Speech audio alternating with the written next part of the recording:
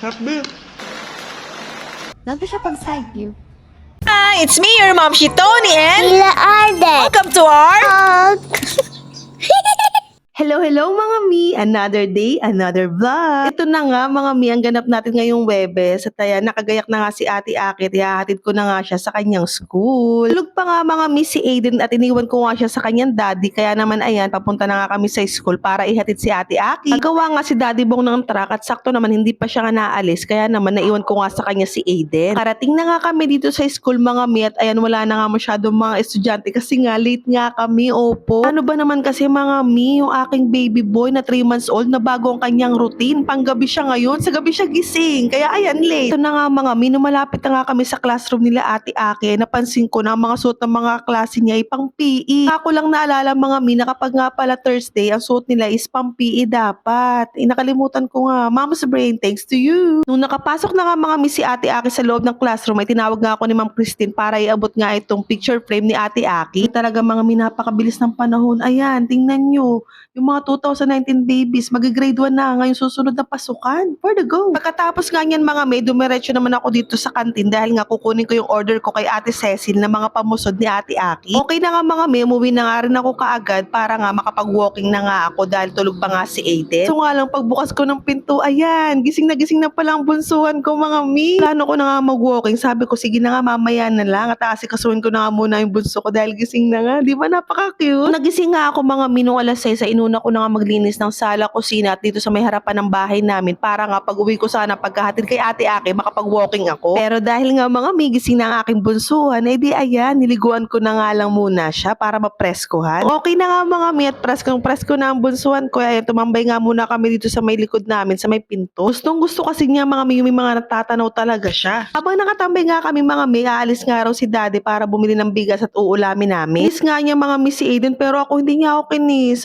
Sad girl, for the go. Tapos ka namin tumambay mga mi, ayan, tingnan nyo, tulog na agad si Aiden. Alam na this mga mi, basta nakatulog na nga yung aking bunso, ay talaga naman yung mga dapat kong magagawa or kaya kong gawin habang tulog siya, ay ginagawa ko na nga. Para pagising nga niya mga mi, di sa kanya na nga lang yung attention ko. Malinis naman na ako sa labas, at itong kwarto na nga lang hindi ko pa naliligpit, kaya naman niligpit ko na. O diba mga mi, napakabait talaga ng bunsuhan ko, nakaligpit ako ng kwarto, tulog pa rin siya. Habang nagliligpit na nga ako sa kwarto mga mi, nagluto naman si Daddy Bo ng paborito ko talaga na niluluto niya na adobo sa pinya. After nga niyan mga may, sinundo ko na nga si Ate Aki at pinakita ko nga sa kanya itong binili kong mga pamusod at talaga naman tuwang-tuwa siya. O mga may, hanggang ngayon sa pagtulog, katabi niya yung mga pamusod na yan. Tinuro ko nga rin mga may kung saan ko nilagay yung kanyang toga picture at talaga naman tuwang-tuwa nga siya. Napaka-cute niya raw. Pero ang attention niya mga may, ayan, nasa pamusod. Talaga naman, thanks to you. Iisan ko na nga mga may si Ate Aki dahil una nga muna kaming kakain dalawa at si Aiden ay karga-karga ng kanyang tita Mela. Nakapagtimbang na nga ako mga may na aking lunch at yan ay total of 555 calories. Opo, ang taas, diba? Kasi may kasama na talaga yung almusal at tanghalian dyan dahil hindi na nga ako nakakain kanina dahil nga late na nga kami sa school. Pero carry lang yan mga mi dahil ang calorie intake ko sa isang araw ay 1,600 calories. Kaya ayan, kain tayo. Kaya rin na nga kami kumain ng tanghalian mga mi. Ayan, padedimam tayo kay Aiden at nakatulog pala kaming mag-ina. Buti na nga lang at vloggeries nga si Ate Akit, nakuhanan nga niya kami ng video. Ito na nga mga mi, alas 6 na nga to ng gabi, dun pa lang talaga ako nakapagpapawi. Kasi mga mi, na ang stage ngayon ni Aiden is growth spurt. Alam nyo yun, talaga nagbababad siya sa akin ngayon. Kwentuhan time na mga mi. Alam nyo ba mga mi, kapag magsisimula kayo ng weight loss journey nyo, marami kayong maririnig na negative talaga. Mas marami yung negative kaysa sa positive. Ngayon sa weight loss journey part 2 ko, akala ko yung mga narinig ko noong unang kong pagpapapayat, hindi ko na siya maririnig ngayon, pero mali pala ako. Ang number 1 nga dyan mga mi is ito, bakit raw ako lang yung nagpapapayat, bakit raw hindi ko isabay yung asawa ko, ba't daw sabay daw kami ng aking asawa na magpapayat. Ito lang yung masasabi ko talaga mi, kahit noon pa sinasabi ko na rin talaga to at hanggang ngayon sasabihin ko na, sino bang ayaw na pumayat yung aking asawa? Syempre, unang-una na talaga na matutuwa na pumayat yung aking asawa. Syempre ako at asawa niya ako. Nga lang talaga mga mi, is case to case basis talaga yan. Oo, palagi kong sinasabi na no excuses talaga pagdating sa kalusugan natin. Pero kasi nga, mahirap din para sa aking asawa. Kaya ko rin naman sana siyang tutukan. Kaya lang mga mi, kasi may trabaho siya. Halos minsan nga, gabi na nga siya umuwi dito sa bahay. Pero kasi nga nagtatrabaho, minsan nga gabi aalis, madaling araw uuwi. Alam niyo yun. Pero sinusubukan ng asawa ko kung alam niyo nang sinusubukan sinusubukan niya rin. Ayaw niya lang talaga magpa-video. Ako talaga sabay kami lagi mag-workout, sabay kami magpapawis. Kaso ang hirap, alangan namang